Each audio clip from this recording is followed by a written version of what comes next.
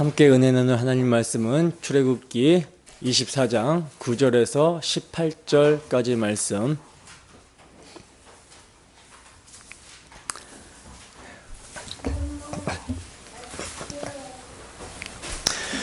다 찾으셨으면 함께 한 목소리로 합독하도록 하겠습니다. 시작.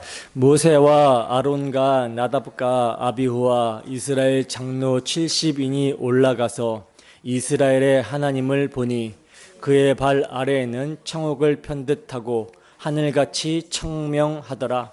하나님이 이스라엘 자손들의 존귀한 자들에게 손을 대지 아니하셨고 그들은 하나님을 뵙고 먹고 마셨더라. 여호와께서 모세에게 이르시되 너는 산에 올라 내게로 와서 거기 있으라. 내가 그들을 가르치도록 내가 율법과 계명을 친히 기록한 돌판을 내게 주리라. 모세가 그의 부하 여호수아와 함께 일어나 모세가 하나님의 산으로 올라가며 장로들에게 이르되 너희는 여기서 우리가 너희에게로 돌아오기까지 기다리라. 아론과 훌이 너희와 함께 하리니 무릇 일이 있는 자는 그들에게로 나아갈지니라 하고 모세가 산에 오르매 구름이 산을 가리며 여호와의 영광이 시내산 위에 머무르고 구름이 엿새 동안 산을 가리더니 일곱째 날에 여호와께서 구름 가운데서 모세를 부르시니라. 산 위에 여호와의 영광이 이스라엘 자손의 눈에 맹렬한 불같이 보였고 모세는 구름 속으로 들어가서 산 위에 올랐으며 모세가 40일 40야를 산에 있으니라. 아멘.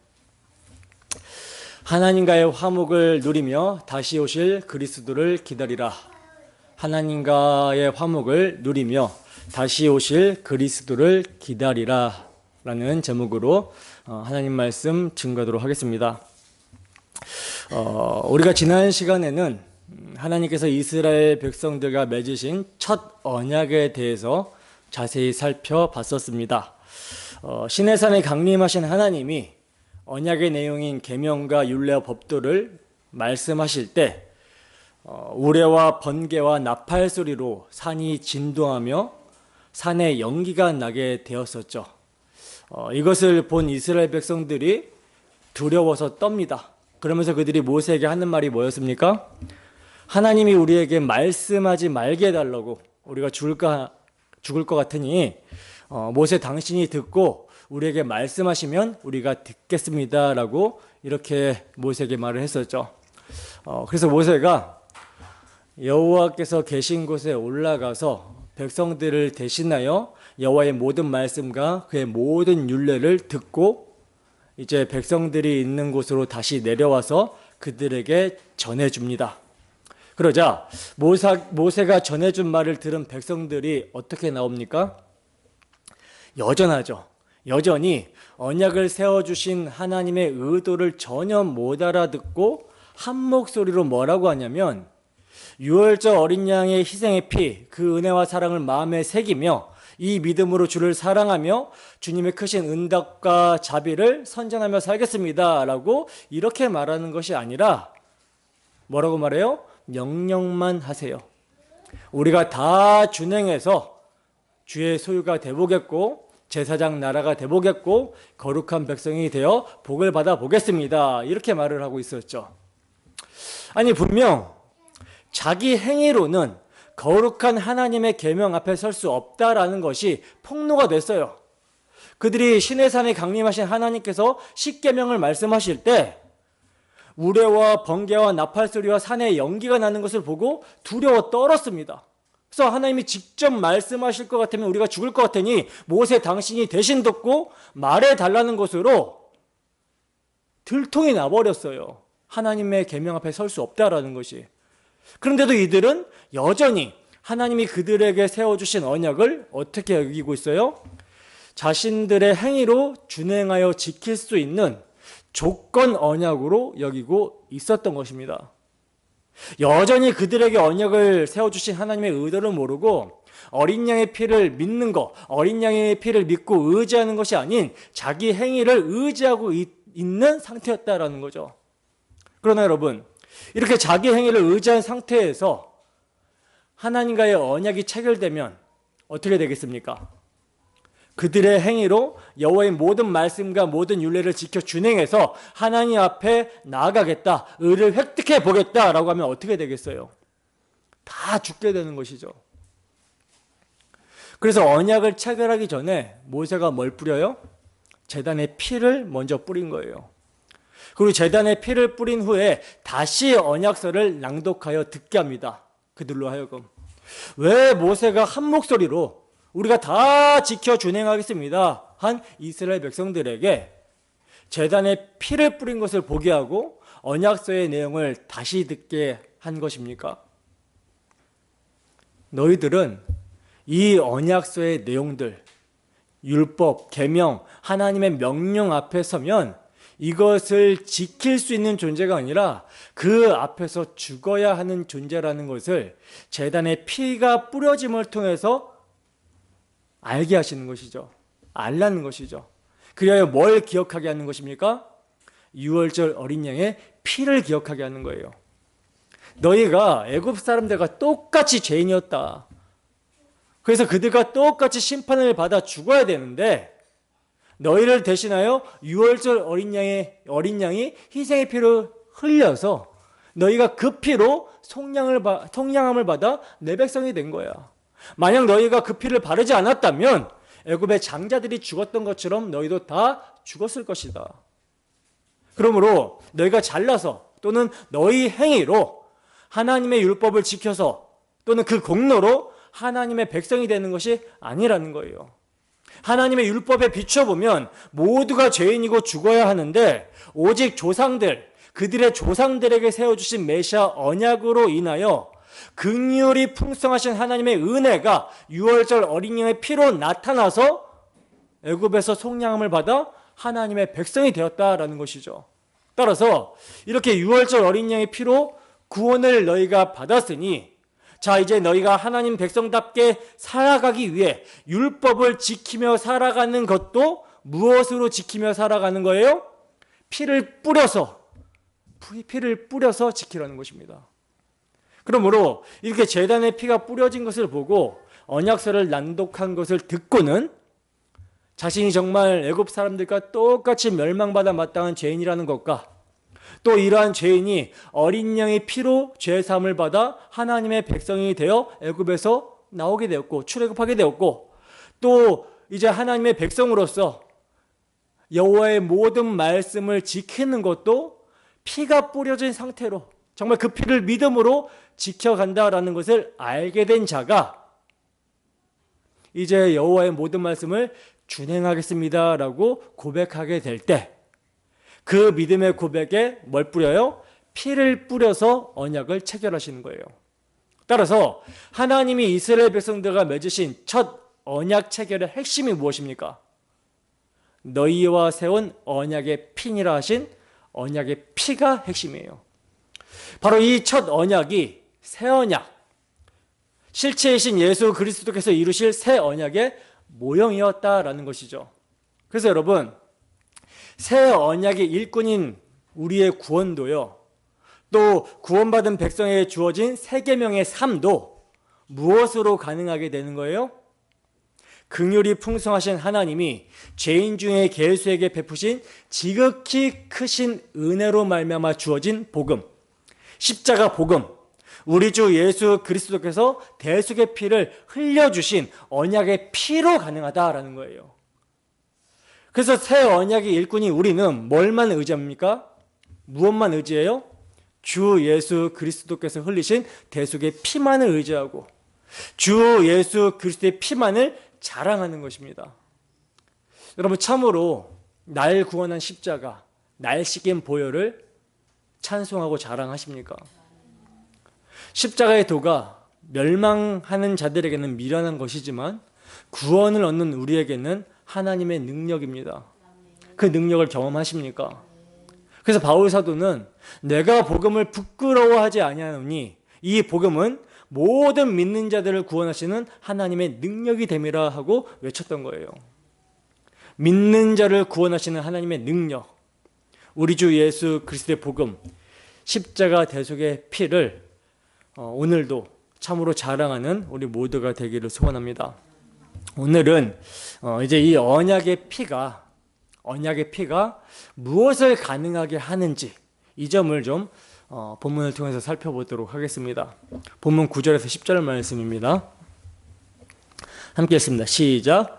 모세와 아론과 나답과 아비후와 이스라엘 장로 70인이 올라가서 이스라엘의 하나님을 보니 그의 발 아래에는 청옥을 편듯하고 하늘같이 청명하더라. 아멘. 자, 보시면 오늘 본문은 모세와 아론과 나답과 아비후와 이스라엘 장로 70인이 올라갔다라는 말로 시작을 하고 있어요.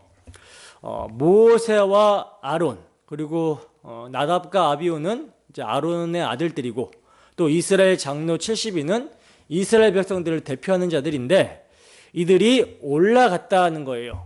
어디로 올라갔다라는 거죠? 우리가 지난 시간에 살펴본 24장 1절에 보면요, 하나님께서 모세에게 십계명과 또 제사법 그리고 십계명의 시행세칙인 율례와 법규 또 가나안 땅에 이르게 하실 것이라는 어떤 명령과 약속을 이렇게 쭉 말씀하신 다음에 마지막으로 또 이르시되라고 하시면서 너는 아론과 나답과 아비와 이스라엘 장로 70명과 함께 여호와께로 올라와 멀리서 경배하라 이렇게 말씀을 하셨었죠. 바로 이 말씀대로 이제 이스라엘 백성들을 대표해서 모세와 아론, 나답과 아비후 그리고 이스라엘 장로 70명이 함께 여호와께로 올라간 거예요. 자, 그렇게 이제 그들이 올라가서 누굴 배웠다? 하나님을 배웠다라고 그러죠. 근데 여러분, 죄인이 하나님을 보게 되면 살 수가 있습니까? 없습니까? 살 수가 없어요. 근데 어떻게 이들이 하나님을 볼 수가 있었죠? 어떻게 이들이 하나님을 볼 수가 있었습니까? 그들이 올라가기 전에 뭘 했어요? 언약을 체결했죠. 언약을 체결했어요. 피로 언약을 체결했죠. 여러분, 이 언약이 만약에 하나님 말씀만 하세요, 우리가 다 준행하겠습니다 라고 하는 이스라엘 백성들의 행위로 체결이 되었다면 지금 이스라엘을 대표로 여호와 하나님께 올라가는 모든 이들이 그들의 죄인됨으로 인하여 싹 다 죽었을 것입니다. 왜? 죄인은 결코 거룩하신 하나님을 보고 살 수가 없기 때문에. 그러나 하나님이 체결해 주신 언약은 그들의 행위를 근거로 체결해 주신 언약이 아니라 당신의 독생자 예수 그리스도의 희생의 피, 자기 백성들의 죄와 허물을 용서하시고자 대신 속죄의 피를 흘리실 아들의 피를 모형하는 제물의 피로 체결해 주신 언약이기 때문에 백성의 대표로 여호와께로 올라가고 있는 이들이 하나님을 보게 된 거예요. 안 죽고. 그러나 하나님의 얼굴은 직접적으로 뵐 수는 없었죠. 모세조차도요, 하나님의 얼굴을 직접 못 봅니다. 등만 보았다라고 성경은 표현하고 있어요. 왜냐하면 아직 실체이신 그리스도께서 속죄를 이루시기 전 구약이기 때문이에요. 그래서 백성들의 대표들이 어디만 봅니까? 하나님의 발치만 보았다라는 거죠. 발치. 그들이 이스라엘의 하나님을 보니 그의 발 아래에는 청옥을 편듯하고 하늘같이 청명하더라 이렇게 말씀을 합니다. 여러분, 본문의 묘사를 통해서 알 수 있는 것은요, 이들이 올라간 시내산 정상 가까이라고 할지라도 하나님의 발판일 뿐이라는 점이에요. 그것도 그들을 대신하여 피 흘린 희생의 피가 있었고 이를 근거로 올라오라고 하시는 하나님의 허락, 하나님의 은혜가 있었기 때문에 하나님의 발판이라도 볼 수가 있었던 거라는 거죠. 그러니까 죄인이 하나님께 나아갈 수 있는 것은 오직 은혜로 그들을 대속할 피를 근거해야 한다는 거예요. 자기 힘, 자기 노력, 자기 자격이나 공로, 열심으로는 결코 하나님께 나아갈 수 없다라는 것을 말씀해주고 있는 것입니다. 이사야서 66장 1절에서 4절 말씀을 보겠습니다. 자기 힘, 자기 공로를 가지고 하나님과 거래하는 자들에게 하나님이 뭐라고 말씀하시는지 이사야서 66장 1절에서 4절 말씀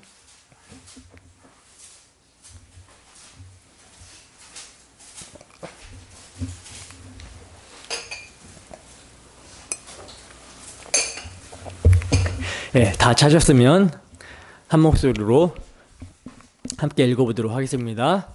이사야서 66장 1절에서 4절 말씀 시작.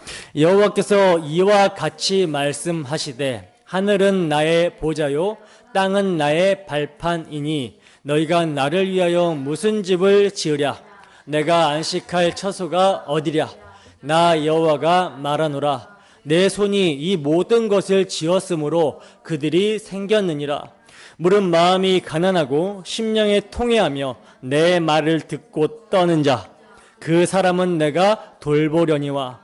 소를 잡아 드리는 것은 살인함과 다름이 없이 하고 어린 양으로 제사를 드리는 것은 개의 목을 꺾음과 다름이 없이 하며 드리는 예물은 돼지의 피와 다름이 없이 하고 분향하는 것은 우상을 찬송함과 다름이 없이 행하는 그들은 자기의 길을 택하며 그들의 마음은 가증한 것을 기뻐한즉 나 또한 유혹을 그들에게 택하여 주며 그들이 무서워하는 것을 그들에게 임하게 하리니 이는 내가 불러도 대답하는 자가 없으며 내가 말하여도 그들이 듣지 않고 오직 나의 목전에서 악을 행하며 내가 기뻐하지 아니하는 것을 택하였음이라 하시니라. 아멘. 자, 여러분, 이 말씀은 어린 양의 피를 망각해버리고 스스로의 행위를 의지해서 하나님을 위해서 뭔가 해드리겠다, 하나님을 위해서 집을 지어드리고 무엇인가 자신이 하나님의 필요를 채워드림으로써 하나님으로부터 복을 받으려고 시도하는 자들, 하나님과 거래하기 위해서 하나님을 찾는 자들에게 지금 하시는 말씀인데, 하나님은 그런 자들에게요, 하늘은 나의 보좌다, 땅은 나의 발판이다, 근데 너희가 나를 위해서 무슨 집을 짓겠느냐, 내가 안식할 처소가 어디 있겠느냐, 이렇게 말씀하십니다. 나아가 내가 창조주야, 내가 창조주고 내가 모든 것을 지었기 때문에 모든 것이 나의 것인데 너희가 나를 위해서 뭘 하겠느냐, 이렇게 말씀하시는 거예요. 그러니 뭐 하라는 것입니까? 겸손하라는 것이죠. 겸손하라. 내가 애굽 사람들과 똑같이 죽어마땅한 죄인인 너희를 어린 양의 희생의 피로 애굽에서 속량하여 자기 백성 삼은 하나님이라는 것을 알고 믿고 마음을 가난하게 하여 심령에 통회하는 자, 그래서 내 말을 듣고 떠는 자, 그 사람은 내가 돌보겠지만 그 어린 양의 피를 믿는 믿음으로 나오는 것이 아닌 자기 힘을 의지하여 소를 잡아 드리는 것은 살인한 것과 다름이 없고 어린 양으로 제사를 드리는 것은 개의 목을 꺾음과 다름이 없으며 예물을 가지고 와도 그 예물은 부정한 짐승인 돼지의 피와 다름이 없고 분향하는 것, 기도하는 것은 우상을 찬송함과 같다. 이런 자들은 나의 뜻과 상관없이 자기 뜻대로 예배하는 자들인즉 나 또한 유혹을 그들에게 택하여 주며 그들이 무서워하는 것을 임하게 할 것이다. 하나님과 거래하는 자들의 특징은 뭐예요? 자기 배죠. 그러니까 징계하시고 심판하시겠다라는 거예요. 여러분, 세상 사람들, 선악과 따먹은 인생들은요, 저마다 고지 꼭대기에 올라가서 자신을 높이려고 하고 자신이 높아지기 위해서 안간힘을 쓰며 노력을 합니다. 이게 심지어 기독교인이라고 해서 예외가 아니에요. 그리스도의 피, 언약의 피를 의지하는 것이 아닌 자기 행위를 의지하여 종교 행위라는 것을 하고 있습니다. 그래서 그 종교 행위를 통해 제사하고 있는, 예배하고 있는 자신을 높이려고 노력한다라는 것이죠. 사실 이런 사람들은 종교인이지 그리스도인이라고 할 수가 없죠. 왜 그렇습니까? 자신을 높이는 정신은 바벨탑 정신이기 때문에 그래요. 하나님을 거역하고 반역하는 바벨탑 정신이기 때문입니다. 하나님이 계신 하늘 꼭대기라 할지라도 높아지려고 하는 그 정신, 하지만 그들이 아무리 그렇게 하늘 꼭대기까지 올라가려 할지라도, 그래서 높아지려 할지라도 스스로 높아질 수 있습니까? 스스로 올라갈 수 있겠습니까? 못 올라간다라는 거예요. 그게 창세기 11장에 나오죠. 창세기 11장 4절에서 5절 말씀입니다. 창세기 11장 4절에서 5절 말씀.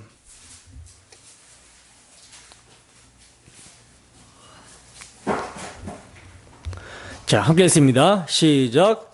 또 말하되 자 성읍과 탑을 건설하여 그 탑 꼭대기를 하늘에 닿게 하여 우리 이름을 내고 온 지면에 흩어짐을 면하자 하였더니 여호와께서 사람들이 건설하는 그 성읍과 탑을 보려고 내려오셨더라. 아멘. 여러분, 여기서 뭐가 초점인 것 같아요?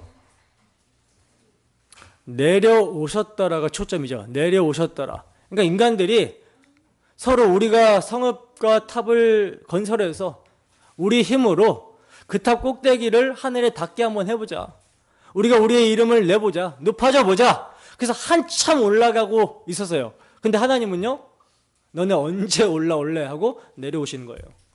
그러니까 인간들이 스스로는, 자기들끼리는 난 이 정도로 높은 자야. 내가 스스로 열심히 노력해서 이 정도까지 올라왔다.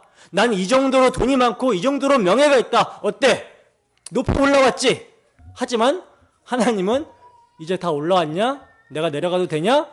그래, 이제 내가 내려갈게. 이렇게 말씀하신다라는 거예요.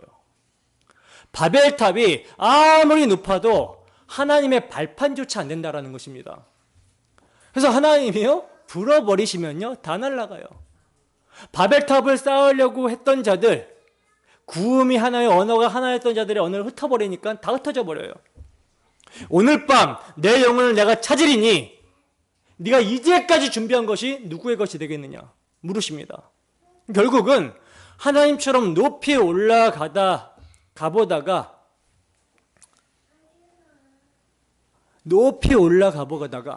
또 가보다가 결국 그 끝 고지 끝대기까지 올라갔다라고 했지만 그 끝은 뭘로 끝나요? 허무로 끝나요. 아니, 허무로 끝나기만 하면 좋겠는데 한 번 죽는 것은 정한 것이고 그 이후에 심판이 있다라고 말씀하신 대로 심판이 있습니다. 그래서 하나님과 같이 높이 올라가 보려고 했던 것만큼 어떻게 됩니까?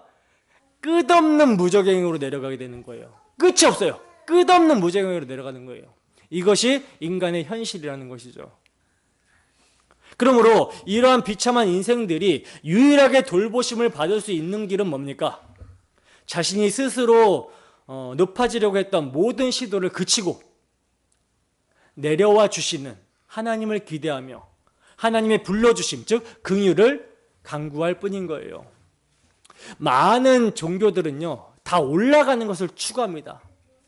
나는 저쪽으로 올라가겠다, 너는 저쪽으로 올라가겠다고, 그래 올라가라. 결국 정상 꼭대기에서 만나는 것은 똑같다. 그러니 서로 존중하자. 이게 종교다원주의죠. 그러나 기독교는 뭡니까? 기독교는요, 그래 너희들 올라가라. 우리는 안 올라간다. 왜?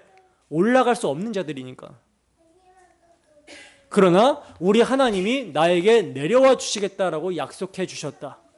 이게 기독교예요. 그러면 성경의 약속대로 하나님의 내려와 주심, 하나님의 불러주심을 기대하며 긍휼하심을 바라야 된다는 거죠. 이게 기독교입니다. 지금 이스라엘 백성들을 대표해서 하나님께 올라가고 있는 자들은요, 자기들의 어떤 열심과 노력으로 올라가고 있는 것이 아니에요. 하나님이 올라와서 예배하라고 불러주셨고 그들의 행위로 하나님을 예배하고 경배하려고 올라가면 죽으니 유월절 어린 양의 피를 붙들도록 언약의 피를 뿌려서 그 피를 붙들고 올라와서 하나님을 경배할 수 있도록 하나님을 예배할 수 있도록 하셨고 그래서 하나님을 보게 하신 거예요. 자, 그래서 그렇게 그들이 보게 된 하나님의 발이 임한 시내산의 모습을 어떻게 묘사하고 있죠? 청옥을 편듯하고 하늘같이 청명하다라고 이렇게 묘사를 하고 있는데 이것은요, 하나님의 거룩함을 나타내는 상징적인 표현이거든요. 그러니까 이런 곳이 하나님 나라라는 거예요. 하나님의 거룩한 발판, 즉 하나님의 통치가 있는 곳이 하나님 나라죠.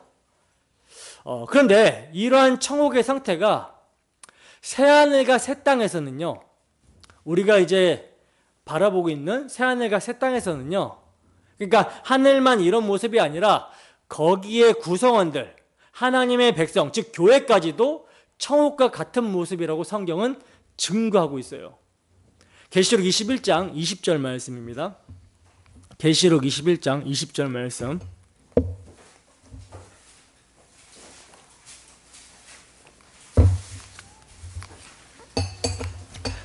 자, 함께 읽습니다. 시작. 다섯째는 홍만호요, 여섯째는 홍보석이요, 일곱째는 황옥이요, 여덟째는 노곡이요, 아홉째는 담황옥이요, 열째는 비치옥이요, 열한째는 청옥이요, 열두째는 자수정이라. 아멘. 자, 여기 보시면 뭐가 나오죠? 열한째에 청옥이요한 청옥이 나오죠.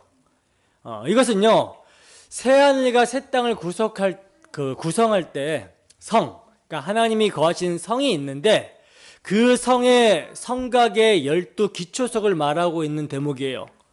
바로 그 성곽의 12기초석은 뭘 의미하냐면 12지파를 의미하는 교회를 상징하는 표현입니다.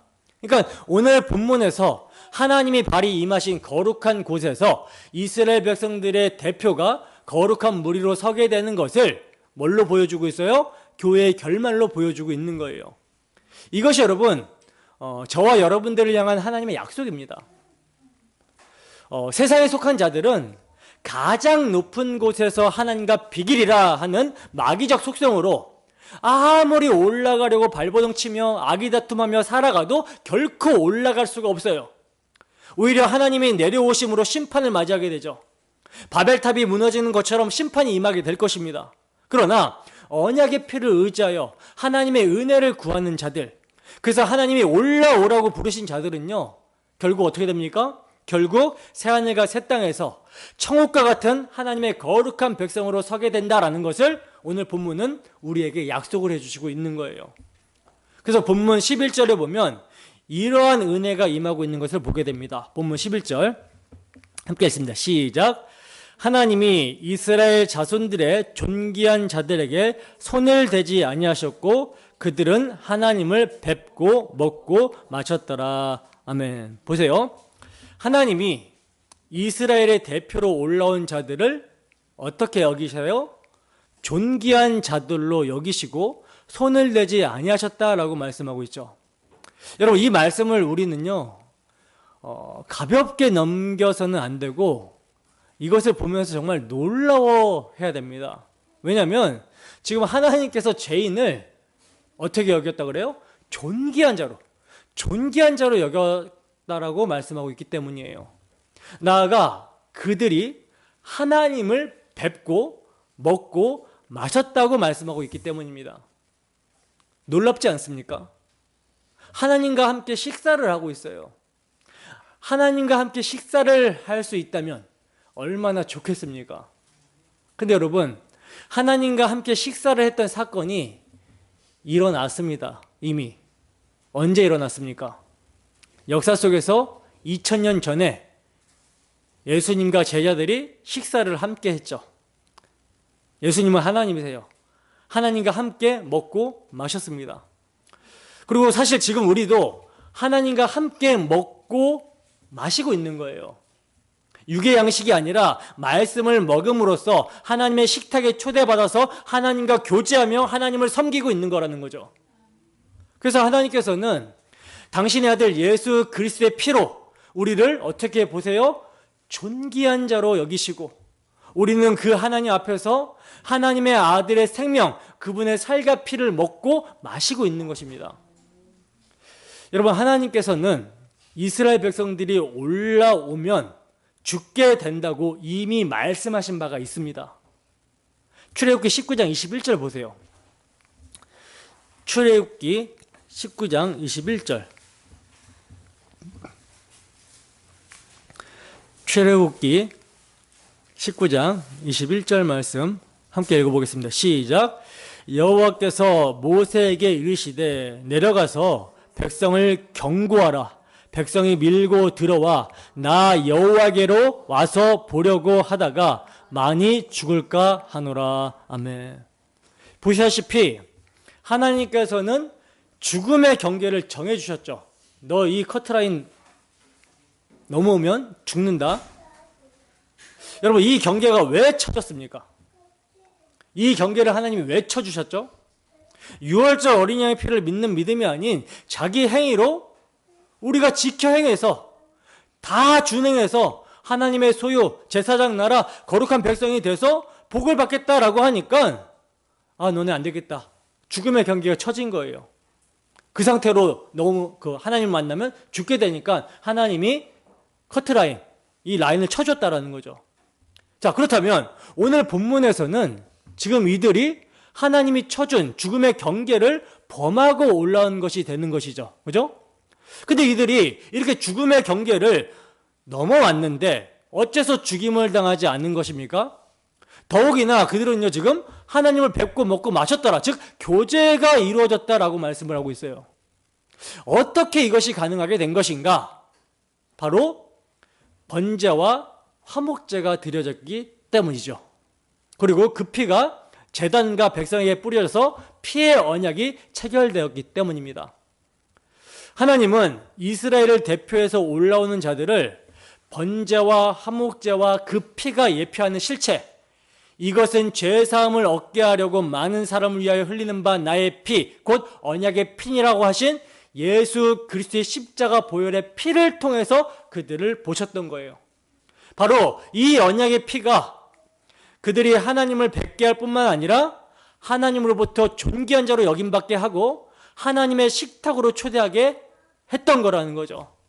그래서 그 피로 인하여 그들이 하나님 앞에서 먹고 마시게 된 것입니다. 계시록 7장 14절에서 15절 말씀입니다. 계시록 7장 14절에서 15절 말씀.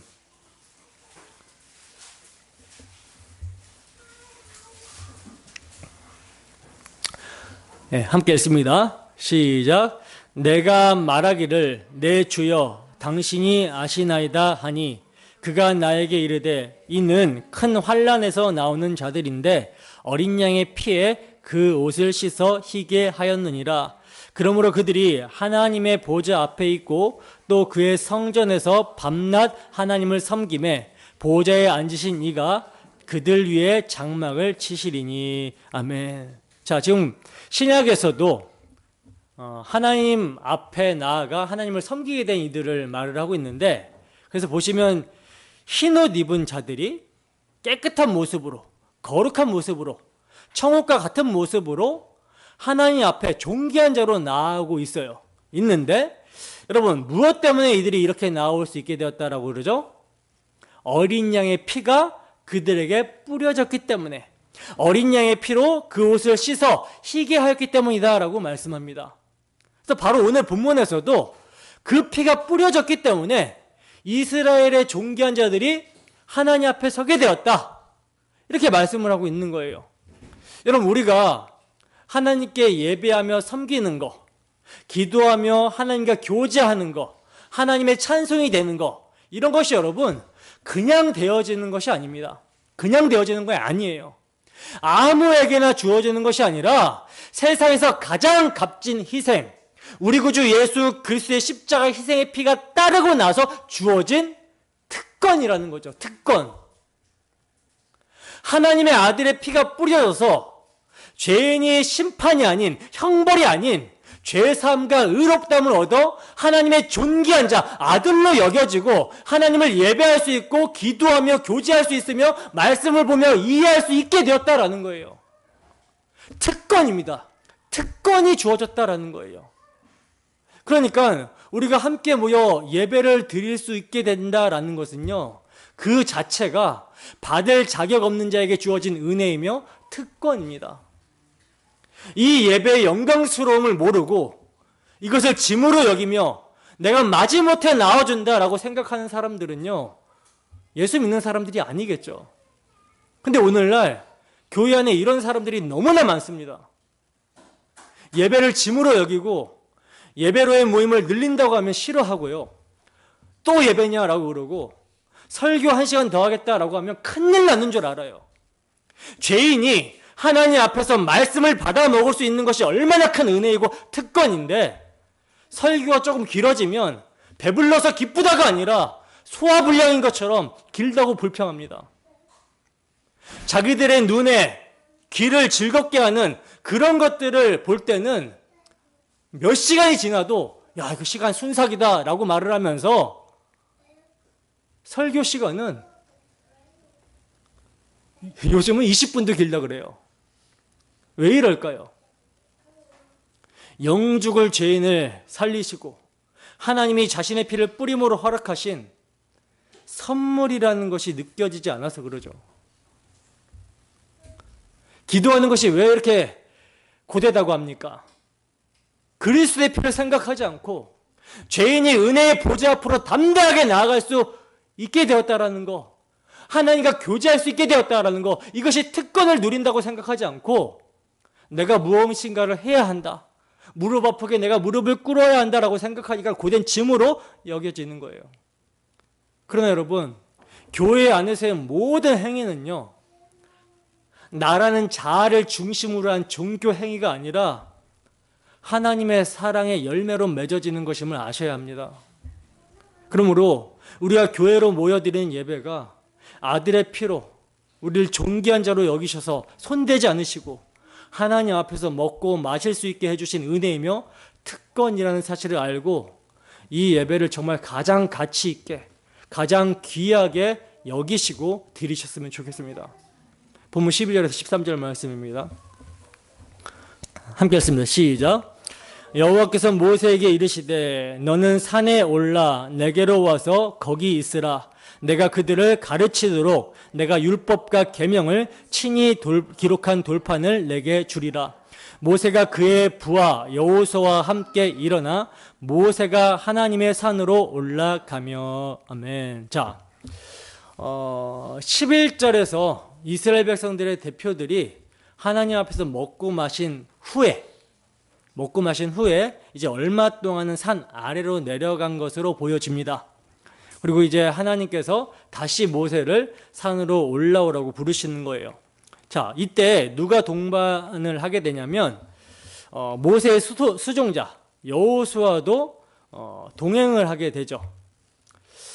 그런데 하나님이 여호수아는 부르시지 않은 것 같은데 왜 모세가 여호수아를 데리고 올라가는가, 이런 질문이 생길 수 있는데, 그리고 이 질문에 대해서 여호수아가 모세의 수종자이기 때문에 바늘 가는데 실 가듯이 모세가 가면 여호수아도 함께 가는 것이다, 이렇게 볼 수도 있을 것 같아요. 그것도 틀린 것은 아닙니다. 그러나 우리가 구속사적인 관점에서 이해를 한다면 조금 다른 각도에서 보게 되죠. 제가 모세와 여호수아는 그리스도의 예표라고 여러 번 말씀을 드렸었잖아요. 그러므로 광야에서 하나님의 계명을 가르치는 모세, 그리고 약속의 땅에 들어가서 하나님의 계명을 가르칠 여호수아가 그리스도의 예표로서 등장을 하고 있는 거예요. 왜냐하면 하나님의 계명을 유일하게 가르치실 분이 예수 그리스도신데 그 예수 그리스도를 나타내는 예표로서 이 두 사람이 등장을 하고 있기 때문에 함께 올라간 것으로 보여진다라는 것이죠. 자, 그리고 여러분, 우리는요 여기서 지금 계명이 주어지고 있는 시점을 잘 알아야 됩니다. 계명이 주어지고 있는 시점. 계명이 언제 주어집니까? 계명이 언제 주어지고 있어요? 하나님의 식탁 초대 후에 지금 십계명이 주어지고 있어요. 이 말은요, 이미 식탁으로 초대를 받았기 때문에 너는 내 아들이다, 내 가족이야, 이렇게 하나님께서 말씀하시고 계명을 주시고 있는 거거든요. 언약의 피가 뿌려지고 그 피로 인하여 함께 먹고 마시는 이미 가족이 된 상태에서 계명이 주어지게 되었을 때 이 계명의 성격은요 뭐겠습니까? 너 계명 못 지키면 가족에서 탈락이야? 이거 아니겠죠. 이게 아니라 자신이 어떻게 하나님의 가족이 되었는지, 어린 양의 희생, 사랑을 증거하며 그 사랑을 나타내는 도구로 주어지고 있는 게 계명이에요. 쉽게 말해서 행위구원을 말씀하고 있는 것이 아니라는 것입니다. 하이델베르그 신앙고백 문답도 이러한 율법관을 가지고 작성이 되었기 때문에 2부에서 구속에 대하여 가르칠 때 사도신경이 등장을 하고요. 사도신경은 이제 삼위의 하나님께서 행해 주신 일이 적혀 있는 게 사도신경이죠. 사도신경이 등장을 하고 있고, 그리고 3부에서 우리의 감사에 대해서라고 하면서 이제 십계명을 가르치는 것을 보게 됩니다. 다시 말해서 우리 구원이 삼위 하나님의 은혜, 구속의 결과다라는 것을 이제 배우고, 그리고 그 은혜로 인한 구속의 감사로서 십계명을 가르치고 있어요. 그러니까 십계명, 즉 십계명의 정신 사랑은 삼위의 하나님이 우리를 어떻게 사랑하셨는지, 어떤 은혜를 베푸셨는지, 아버지는 아들을 십자가의 화목제물로 내어주시기까지 우리에 대한 사랑을 확증하셨다라고 하는 사랑. 아들은 아버지의 말씀에 순종을 하는데 아버지를 사랑하시고 또 우리와 같은 죄인을 친구요, 이웃으로, 형제로 여기셔서 우리를 사랑하셔서 순종을 하시는 거예요. 죽기까지. 그래서 십자가에 피 흘려 죽으심으로 보여주신 사랑. 그리고 성령은 그 구속의 사랑을 적용시켜 주시는 사랑. 그래서 이렇게 이 삼위 하나님의 사랑을 받은 자들에게서 자원함과 감사로 나타나는 게 뭐다? 사랑이라는 거예요. 이것이 세계명인 것이죠.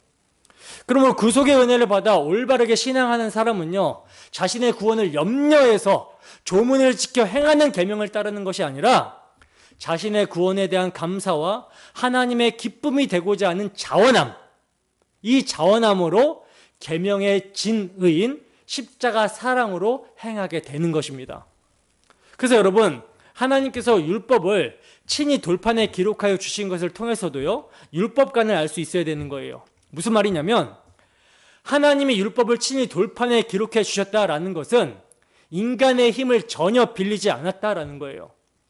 그러니까 모세는 그냥 돌판만 가지고 나오면 되는 것입니다. 말 그대로 받아 나오는 거예요. 모세가 뭐 어떻게 하지 않아요. 그냥 받아 나오는 거예요. 인간의 힘을 빌린 것이 아니라 하나님의 절대적인 계명은 온전히 하나님의 거룩함을 그대로 담고 있는 말씀이다. 이것을 의미한다라는 거죠. 그러니까 이것은 죄 아래 있는 인간의 행위로는 지킬 수 없는, 인간이 전혀 개입이 안 되는 것입니다. 하나님은 인간의 어떠함이 전혀 개입이 안 된 상태에서 돌판의 계명을 기록하여 주신 거예요. 따라서 인간들이 전혀 어떻게 손을 쓸 수가 없어요. 자기로부터 출발한 게 아무것도 없어요. 아무 행위가 들어갈 수가 없습니다. 그래서 자신의 의로서는 이 계명을 지킬 수가 없어요. 하늘에서 내려오신 계명의 실체, 그리스도를 담고 있을 때에만 그분께서 그 안에서 행하시는 거예요. 그래서 이제 내가 그리스도와 함께 십자가에 못 박혔나니 이제 내가 사는 것이 아니라 내 안에 누가 살았다 그래요? 그리스도가 사셨다라고 그러죠. 그래서 이제 내가 육체 가운데 살아가는 것은 내가 살아가는 것이 아니라 나를 사랑하사 나를 위하여 자기 목숨 버리신 하나님의 아들을 믿는 믿음 안에서 살아가는 거.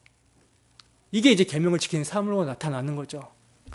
그러므로 여러분, 이 계명이라는 것은 돌판에 새겨진 이 율법이 가리키고 있는 실체, 말씀이 육신이 되어 오신 예수 그리스도께서 십자가의 희생의 피를 흘리심으로 율법이 요구하는 하나님의 공의를 만족시키고 하나님의 사랑을 이루시고, 그 예수 그리스도께서 십자가 희생의 피로 이루신 그 공의와 사랑이, 의와 사랑이 성령의 역사를 통해서 믿음으로 적용이 될 때, 그래서 그리스도의 사랑이 마음에 부어진 바 될 때, 그 사랑이 강건하여 잡아 끌 때에만 마음을 다하고 뜻을 다하고 힘을 다하여 그 마음에 이루어진 의와 사랑을 나타내며 살아갈 수가 있는 거예요.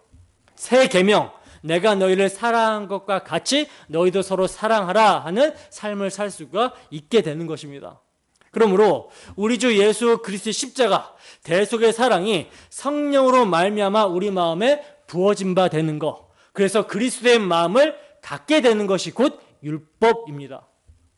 성도는 이제 그리스도의 마음을 가지고 살아갈 수 있게 된 거예요.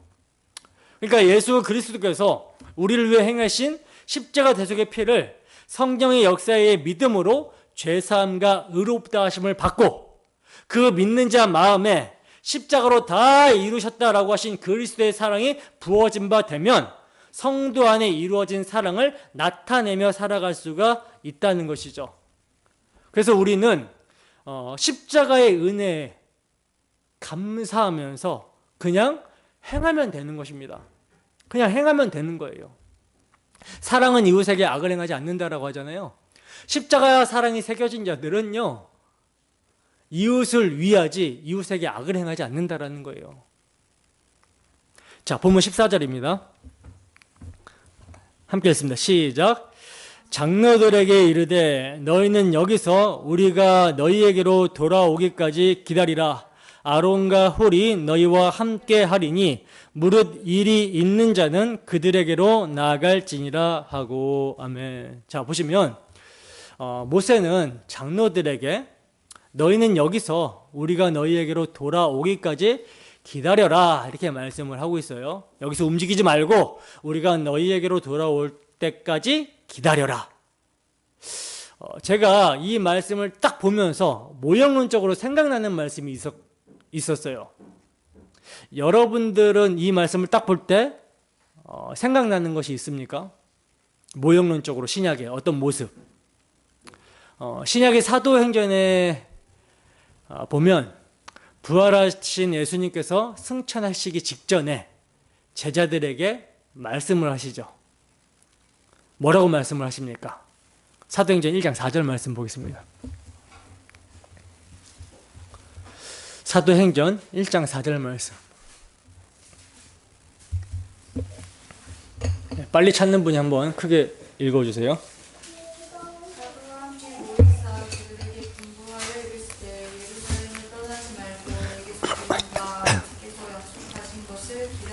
아멘. 자, 보시면 예수님께서 승천하시기 전에 제자들에게 너희가 예루살렘을 떠나지 말고 하나님께서 너희에게 약속하신 것을 기다리라고 말씀하고 있는 것을 보게 됩니다.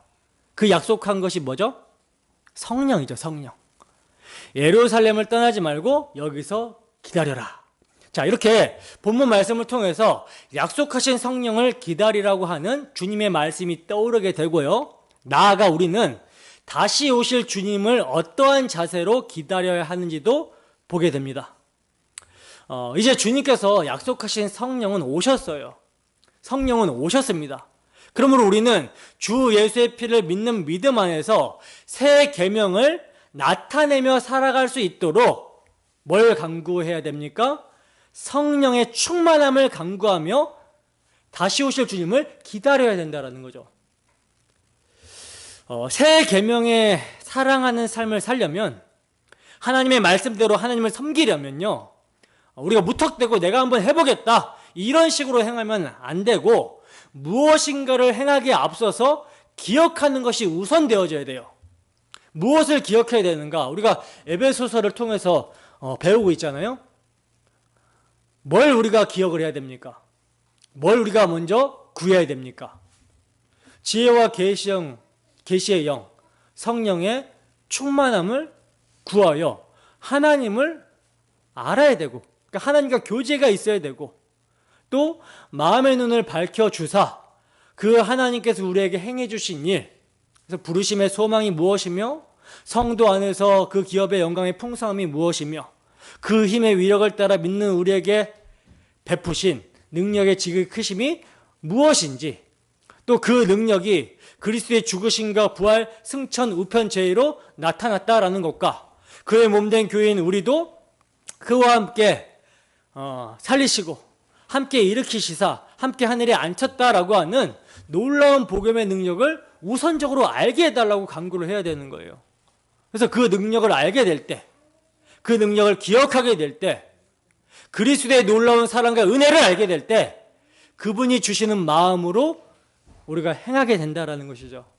그러할 때 자기의 어떤 자랑이나 종교적인 행위가 아니라 하나님이 기뻐 받으시는 아들을 믿는 믿음으로 행한 것이 되는 거예요.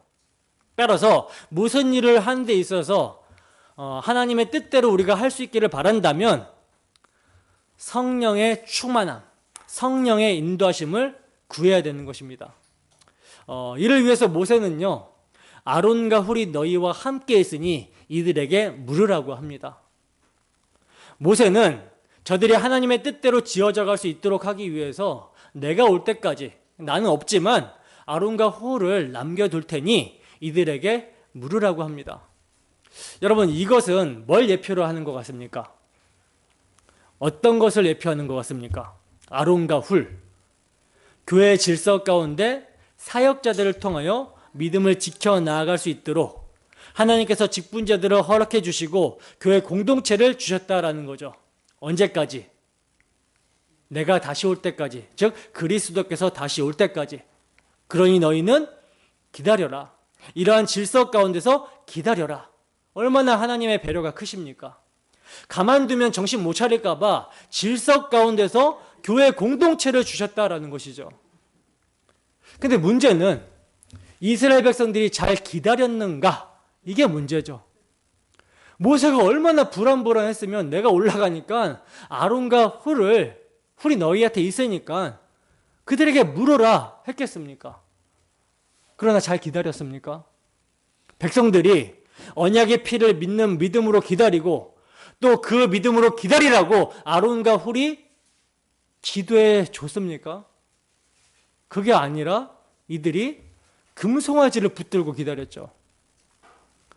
아론이 질서 가운데 세워진 대제사장의 역할을 똑바로 감당을 했어야 되는데 어린 양의 피를 믿는 믿음으로 너희는 기다려라 이렇게 했어야 되는데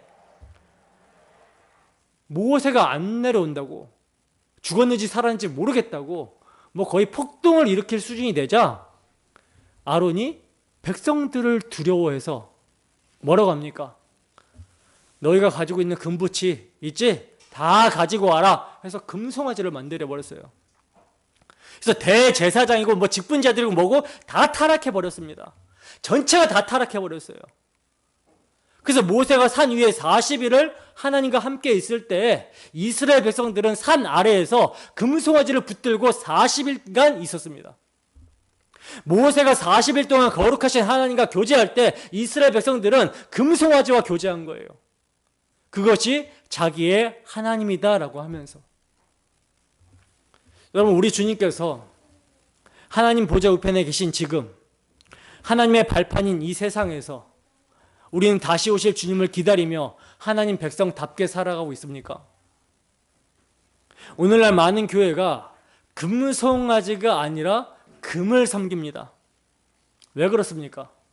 금송아지를 만들 필요도 없다라는 거예요. 너무나 정직합니다.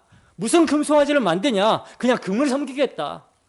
아주 정직하게 금을 그대로 신처럼 모시고 있어요.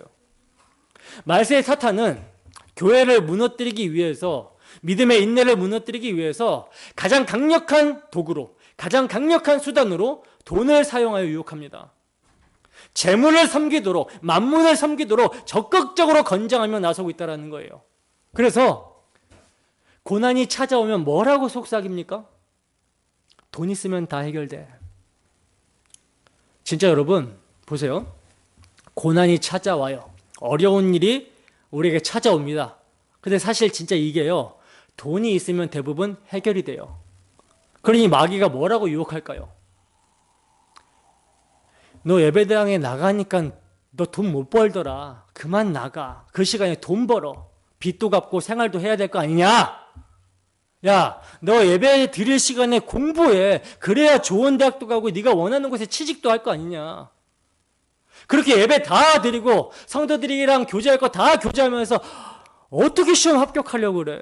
그러니까 일단 네가 원하는 것부터 이루고 그 다음에 신앙생활 해도 늦지 않아요. 이렇게 유혹한다라는 거죠. 돈 있어야 사람 구실한다. 돈 있어야 어려움 안 당한다. 이렇게 속인다라는 거예요. 그래서 그 유혹에 넘어가면 진짜 돈이면 다 해결되는 줄 알고 쫓아갑니다. 그러나 성경은 뭐라고 증거합니까? 무섭게 경고하고 있죠. 디모데전서 6장 8절에서 10절 말씀입니다. 디모데전서 6장 8절에서 10절 말씀.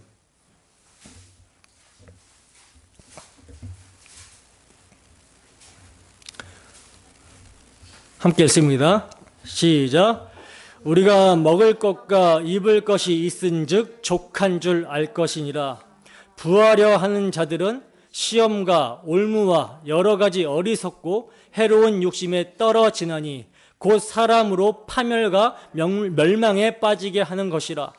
돈을 사랑함이 일만 악의 뿌리가 되나니 이것을 탐내는 자들은 미혹을 받아 믿음에서 떠나 많은 근심으로써 자기를 찔렀도다. 아멘. 성경은 이렇게 무섭게 경고를 하고 있죠. 정신 똑바로 차려야 됩니다. 정신 똑바로 차려야 돼요. 여러분, 돈이 사건을 해결해 줄 수 있을지는 몰라도 그 사람을 죽음에서 건져내지 못합니다. 이 악한 세대에서, 이 종말에서 건져내지 못해요. 또 하나님의 심판대 앞에서 그를 끄집어내지 못합니다. 나아가 돈은요, 우리의 마음에서 일어난 사건을 해결 못해줘요. 누구만 할 수 있습니까? 하나님만 하실 수 있다는 거죠. 하나님께서 주시는 강물과 같은 평강, 세상이 줄 수 없는 주 예수가 주시는 평안, 이게 우리 가운데 밀벌듯이 밀려 들어와야 되는데 돈이 그걸 해결 못 해준다니까요. 그러나 이것을 알지 못하고 마귀의 속삭임에 넘어가는 교회의 현실을 마주한다는 것이 얼마나 참담한지, 제가 목회를 하면서도 이게 너무나 답답하고 안타까워요. 여러분, 돈을 이길 수 있는 능력이 그리스도인에게 있습니다. 그 능력이 뭡니까? 그리스도의 십자가 보혈이죠. 그 십자가 사랑, 그 보혈의 능력만이 세상을, 마귀를 이길 수 있는 능력이라는 사실을 알아야 되는 거예요. 그것이 능력으로 역사하지 않는다면 복음이 실제가 되지 않고 있는 거니까 이를 위해서 기도해야 되는 것입니다. 내 힘으로 못 이깁니다, 하나님. 내게 복음이 실제가 될 수 있도록, 이겨낼 수 있도록 하나님 도와달라고 매달려야죠. 약속해 주셨으니까 하나님께서 이길 수 있는 힘을 주신다라니까요. 여러분, 삶이 고통스러우십니까? 예수님께서 말씀하세요. 불의한 재판장이 말한 것을 들어봐라. 하물며 하나님께서 그 밤낮 부르짖는 택하신 자들의 원한을 풀어주시지 않겠느냐? 그들에게 오래 참으시겠느냐? 내가 너희에게 이르노니 속히 그 원한을 풀어주시리라. 아멘이십니까? 너희로 환난받게 하는 자들에게 환난으로 갚으시고 환난받는 우리에게 우리와 함께 안식으로 갚으시는 것이 하나님의 공의라고 말씀을 하고 있어요. 주 예수님 다시 오시면 모든 수고와 슬픔이 그쳐지고 그 눈에 모든 눈물을 닦아주실 것입니까? 아멘이십니까? 근데 주님께서 한마디 더 하시죠. 그러나 인자가 올 때에 세상에서 믿음을 볼 수 있겠느냐? 그만큼 속히 온다라고 해도 사람들은 자기 기준에, 내가 생각해 보니 이건 속히가 아니라고 생각하는 거예요. 주의 약속은 어떤 이들이 말하는 것처럼 더딘 것이 아니라 너희에 대하여 오래 참으사 멸망하지 않고 회개하기에 이르기 때문이다라고 말씀하시고 있는데도 회개할 생각은 하지 않고 오신다고 하신 예수님 안 오시니 하나님 거짓말했네, 나 못 믿겠다, 어차피 주님 늦게 오실 거면 나 좀 방황하고 올게요, 세상 재미 좀 보고 올게요, 이런 모습이 여러분 복음을 알고 은혜를 아는 자의 모습입니까? 누가 주인이 되어 있는 모습입니까? 그렇게 방황하다가 주님 오시버리면 어떻게 돼요? 정말 인자가 올 때 믿음을 볼 수 있겠느냐라고 하신 예수님의 마음이 좀 절실하게 느껴집니다. 그러나 여러분, 돌아오리라고 약속한 모세도 돌아왔어요. 근데 우리 주님이 돌아오지 않으시겠습니까? 주님 다시 돌아오실 때 우리가 어떤 모습으로 주님을 맞이하는가, 이게 중요한 거예요. 여러분, 주님은 반드시 오십니다. 반드시 오십니다. 근데 주님 다시 오실 때 우리가 금송아지 붙들고 심판주를 맞이하게 되는가? 내 신앙이 복음이 실제가 되지 않고 거짓 신앙으로 주님을 맞이하게 되는가? 아니면 비록 지금 고통 속에서 눈물을 흘릴지라도 그날의 위로의 눈물을 흘릴 것을 기대하며 구원 신앙으로 구원의 주를 맞이하면서 기다리는가? 이게 중요한 거라는 거예요. 여러분, 약속하신 성령이 우리들과 함께 계시니까 두려워하지 마시고 믿음의 걸음을 걸어가시기 바랍니다. 비록 세상이 조롱할지라도, 세상이 핍박할지라도 우리는 우리가 해야 되는 일을 하면서 가야 하는 거예요. 어린 양이 어디로 인도하시든지 그분을 따라서, 그게 환난이나 핍박이나 공고나 위협이나 칼이라 할지라도 그런 것들은 그리스도의 사랑에서 우리를 끊어내지 못하고 하나님의 손에서 우리를 뺏을 자가 없다라고 하니까, 아들을 내어주시기까지 우리를 사랑하신 하나님은 결국은 합력해서 선을 이루실 거니까 그거 믿고 가는 거예요. 그거 믿고 선택하는 거예요. 하나님께서는 우리에게 그냥 참으라고 하시지 않으십니다. 내가 약속한 성령을 너에게 보내줬으니까 그 성령 안에서 기다리라고 말씀하십니다. 따라서 성령께서 우리를 이끄실 줄로 믿습니다. 마지막으로 본문 15절에서 17절 말씀입니다. 함께 읽습니다. 시작. 모세가 산에 오르매 구름이 산을 가리며 여호와의 영광이 시내 산 위에 머무르고 구름이 엿새 동안 산을 가리더니 일곱째 날에 여호와께서 구름 가운데서 모세를 부르시니라.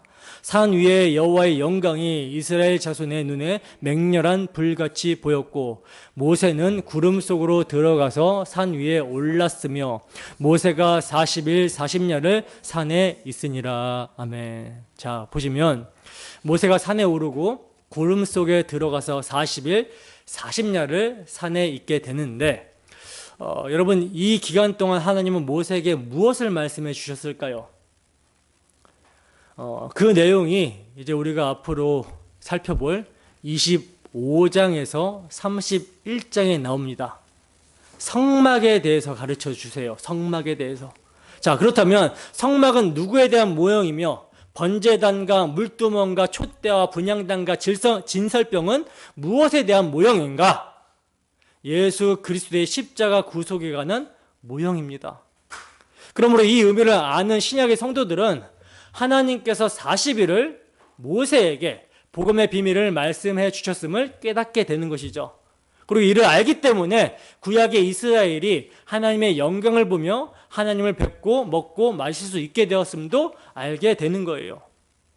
자, 그러면 예표가 아닌 실체가 오신 지금은 얼마나 더 선명하게 하나님을 뵙고 먹고 마실 수 있게 되었겠습니까? 이것을 누리고 있습니까? 누리고 계십니까? 이스라엘 백성들의 눈에는 산 위에 여호와의 영광이 어떻게 보였다 그래요? 맹렬한 불같이 보였다라고 그러지만 우리는 여러분 어떻게 본다라고 합니까? 지금 현재 우리는 어떻게 본다라고 그래요? 고린도후서 3장 18절 말씀 보세요. 고린도후서 3장 18절 말씀.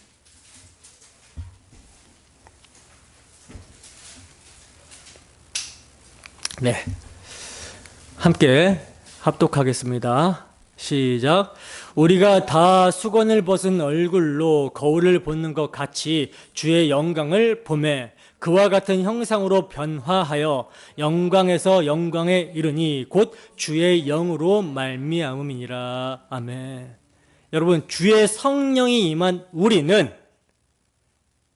주의 영으로 말미암아 믿음으로 구약의 모형과 그림자가 아니에요. 그림자가 아닌 모세의 수건을 벗은 얼굴로 거울을 보는 것 같이 주의 영광을 실상으로 보며 살아가는 자들입니다. 보고 계십니까? 실상으로? 믿음의 눈으로 바라보고 계십니까? 이것을 실상으로 이루어진 것으로 바라보며 사십니까? 그리고 우리의 결국은 주의 영으로 말미암아 주님과 같은 형상으로 변화하여 영광에서 영광으로 이르게 된다라고 말씀을 하고 있어요. 그래서 그 영광을 믿음의 눈으로 보는 자들은 주님의 다시 오심을 기다리며 어떻게 산다? 주님의 깨끗하심과 같이 우리를 깨끗하게 하며 그 피를 의지하여 담대히 은혜의 보좌 앞으로 나아가게 되는 삶을 산다라고 성경은 증거하는 것입니다. 마지막으로 요한일서 3장 1절에서 3절 말씀입니다. 요한일서 3장 1절에서 3절 말씀.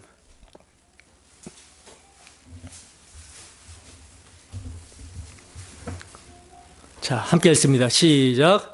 보라, 아버지께서 어떠한 사랑을 우리에게 베푸사 하나님의 자녀라 일컬음을 받게 하셨는가. 우리가 그러하도다. 그러므로 세상이 우리를 알지 못함은 그를 알지 못함이라. 사랑하는 자들아, 우리가 지금은 하나님의 자녀라. 장래에 어떻게 될지는 아직 나타나지 아니하였으나 그가 나타나시면 우리가 그와 같을 줄을 아는 것은 그의 참 모습 그대로 볼 것이기 때문이니 주를 향하여 이 소망을 가진 자마다 그의 깨끗하심과 같이 자기를 깨끗하게 하느니라. 아멘. 여러분, 주를 향하여 이 소망을 가지셨습니까? 주의 깨끗하심과 같이 우리를 깨끗하게 하며 살아가고 있습니까? 깨끗하게 하는 게 뭐예요? 누누이 말씀드리지만 주 예수의 피를 날마다 고백하면서 그 피를 의지하는 거예요. 그렇게 사신다면 인내로서 믿음의 경주를 싸워야 하는 것입니다. 끝까지 뒤돌아보지 말고 좌로나 우로나 치우치지 말고 주 예수의 피를 믿는 믿음의 고백을 하며 나의 생명이신 주를 위하여 달려 나아가야 되는 거예요. 시작하신 이가 이루십니다. 반드시 이루십니다. 부디 우리 안에 착한 일을 행하신 이가 주 예수의 날까지 보호해 주시기를 소원합니다. 예수 그리스도의 피를 힘입어 이 큰 일을 이루실 하나님을 찬양합니다. 그러므로 주 성령의 인도하심 가운데 날마다 우리에게 주신 믿음을 굳게 지키고 하나님께 나아가 주님과 함께 먹고 마시는 교제, 예배를 최고의 가치로 여기시며 그래야 이를 동력으로 주 예수님이 다시 오실 것을 소망하며 살아가는 우리 모두가 되기를 주님의 이름으로 축원합니다. 기도하겠습니다.